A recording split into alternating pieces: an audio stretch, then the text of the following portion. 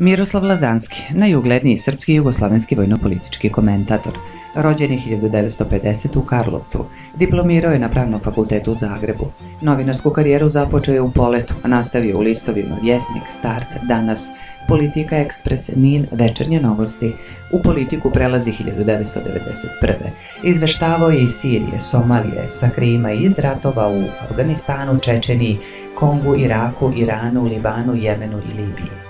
Intervjuisao je 2 vrhovna komandanta NATO-a, 3 maršala SSR-a, šefove KGB-a i KHAD-a, 50 ministara odbrane i načelnika generalštaba svetskih armija, pored ostalih načelnika generalštaba ruske, kineske i japanske armije.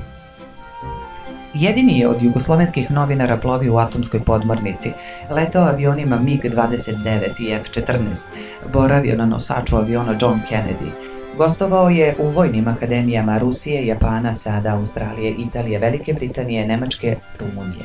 Imao je kolumnu u grčkom listu Katimerini i japanskom Securitarian i Diamond Weeklyu. Autor je 10 knjiga i 10 televizijskih serijala.